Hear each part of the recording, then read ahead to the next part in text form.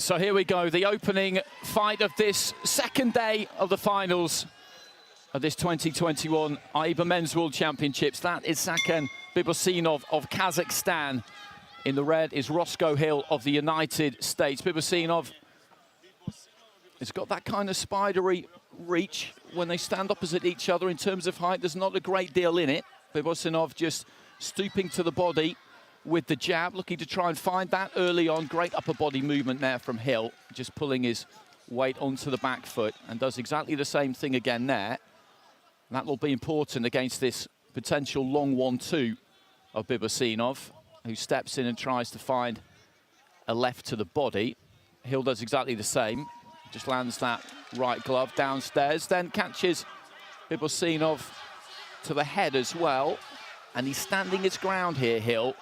He's daring Bibossinov really to move in on him and try and land that jab and 1-2, backing his own ability to counter punch, backing himself in terms of his hand speed. And both of them really at the minute pretty much planted in the center of the ring. You never quite know what you're going to get in finals because boxers will study each other. They don't always do what you think they will. Tomoya Tsuboi yesterday, he didn't. He stood his ground and let his hands go more than I thought he would. Produced a terrific performance to take the gold medal. Hill with a right hand on the inside. And again, looking to try and counter, looking to try and score with that right. Walked in behind it a little bit there. But this is an interesting kind of face-off we've got. Bibossinov having to really reach for that left hand. Hill looking to try and score with the jab. A little feint with the front foot. Couple of feints from Bibossinov. He's trying to draw something from Hill if he can.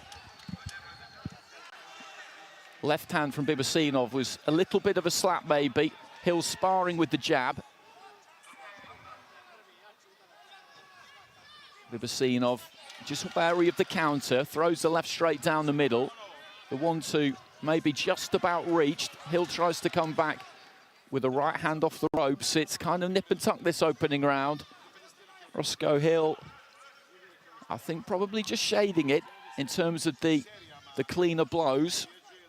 Difficult to tell if that right hand landed. If it did, it was right at the end of its journey there from the man in red. Final 30 seconds. Bibossinov had him on the ropes there and aimed the left.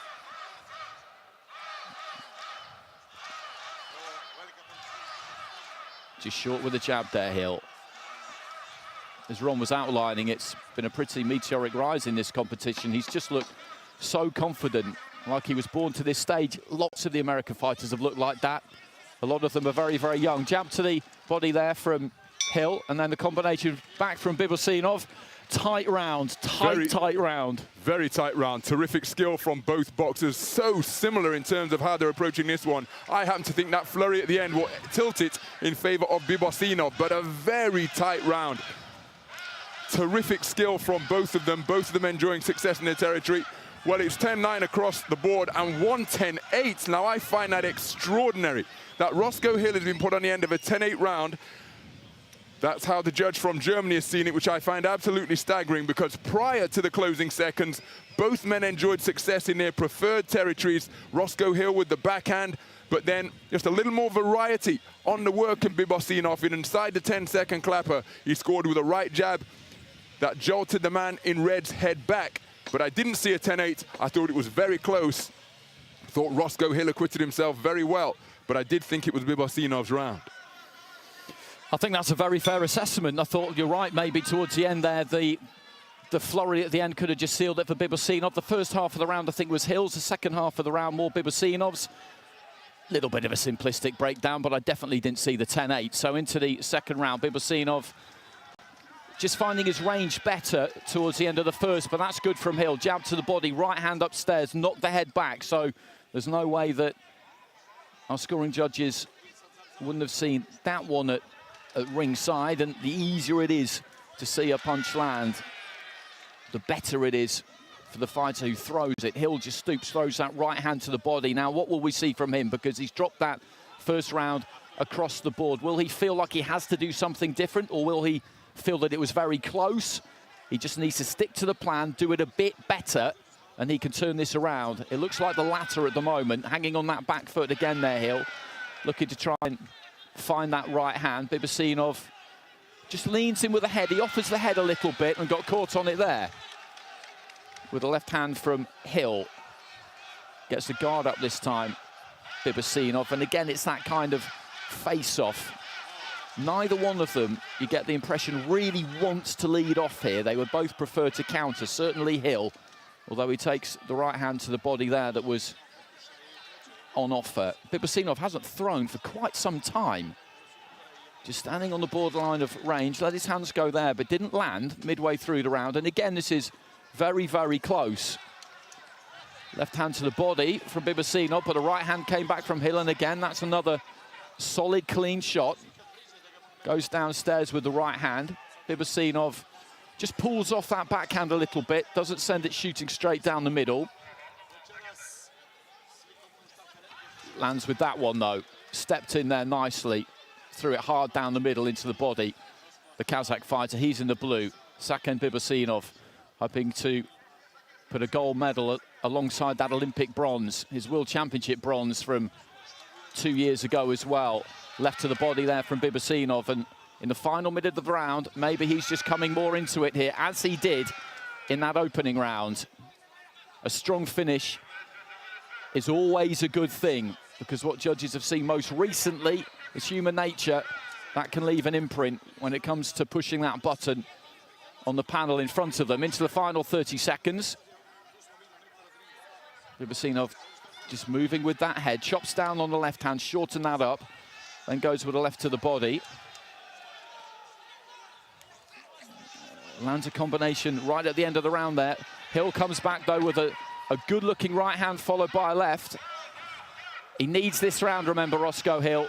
He dropped the first round with all 5 of the judges, 10-8 with the German judge. He needs this one badly. Has he done enough to get it? I don't think he has. I think he's boxed very well once again, but I think the tenor in which he's going about his boxing by sticking to what served him well on the back foot, looking for that pot-shotting right cross. He had his successes, but I just think this man had more of them. And were more often than not, those successes coming on the front foot. 2 rounds in the book, both of them scored unanimously. Thought Roscoe here was really unfortunate to concede that 10-8 in the opening round. Probably slightly less fortunate not to come away with anything, maybe a 4-1 or a 3-2. But he's in a real difficult position now because, again, that's the good right cross that he landed. And he had his successes with those shots, but it was the cross and the backhand from Bibossinov, with him being on the front foot as well. And that, of course, is Roscoe Hill's style, to box off the back foot. But that left cross, I think, was a really effective shot for the man in blue, and he showed good variety with it. Difficult task for the man in red now. Very difficult. It's been a good fight. It's been a high-level technical fight, which is exactly what you would expect on this kind of stage. It's been very close, I think. Both of those 2 rounds, very close. And Hill has stuck to that method. It's worked for him up until now. He hasn't tried to really change things. Takes a right to the body there. Bibossinov with a good-looking jab. And then punch the body with the left hand, and then just tippy-tapping a little bit, and then throwing the left hand strong. You look at the weight there of the Kazakh. He's got quite a wide split stance, but he can pull that weight onto the back foot nice and easily.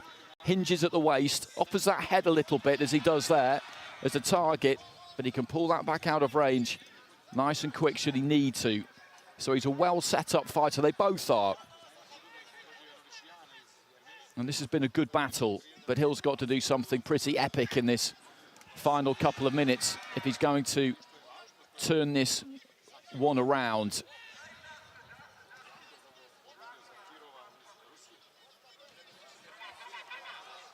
Bibossinov squared to the ropes there with his back to the ropes. Hill just steps off a little and allows him out. There are the little feints with the front foot from Bibossinov. Looks to try and get onto the jab. And again there, just poised right on the borderline of range. And that's what this fight has been like. They've been within punching distance almost all of the time. Just twitching, staring each other down. Seeing who will blink first. Throws that longish 1-2 there, Bibossinov. I don't think the left hand got through absolutely clean. Hill, for the first time, really walks in on Bibossinov and tries to let his hands go. He came a little bit square. That's not really his game, and you could see that it's not from the way that he went about that. Into the final minute, nice right hand there from Hill, just clipped Bibossinov as he showed maybe a little bit too much of that head to his opponent. But this has been a good display from the Kazakh. It's been a good display from both fighters. Bibossinov is going to get it. He's won those first 2 rounds. Nice uppercut there from Hill. Measured that really, really nicely. And I think he's going to win this 3rd and final round as well. Combination on the inside. But Roscoe Hill has certainly exceeded expectations. Bibossinov came here. His mission was clear. He's been quite intense this week. He admits it himself. This second week of the tournament particularly. That opening fight against Hasanboy Dusmatov, when we saw the draw and we saw that, we couldn't quite believe it. Dusmatov returning to AIBA boxing for the first time in a long time, but an Olympic gold medalist, winner of the Val Barker Trophy in Rio. It was an unbelievable way to start, but there goes the final bell, and it's going to be Bibossinov who gets the win. Goes over to congratulate the USA corner. Terrific tournament from both of these two. Roscoe Hill has boxed out of his skin, really, to end up with a silver medal. But as I said, Bibosinov's been a man on a mission. He's come here determined and mindset on one thing and one thing only. And you could kind of see that steely resolve in him, particularly this second week of the tournament, I think. Very good series of performances right from his opening bout in a round of 32. And he carried it through all the way to the final. Concentration, absolute. David Diamante up into the ring to make the announcement, which we feel will see Saken Bibossinov crowned as the new flyweight world champion after a very good display against the American rookie Roscoe Hill. Very good display indeed from Roscoe Hill as well in his first international tournament, boxing his way all the way through to contest championship gold here in Belgrade. David Diamante is in position. Let's get the verdict.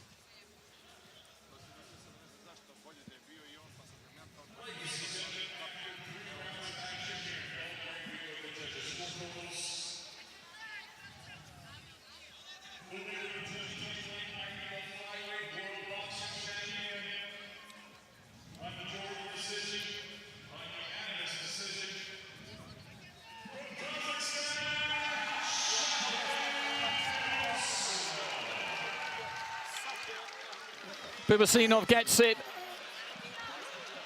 as we knew he would. And that final round has gone his way as well. So just a little smile there from him. 3 rounds to 0 with all 5 of the judges. That 10-8 in there, of course, in the first round. And that's Kazakhstan's 2nd gold medal. They've done well in the lower weight so far. Tamirtas Yusupov got one at minimum weight.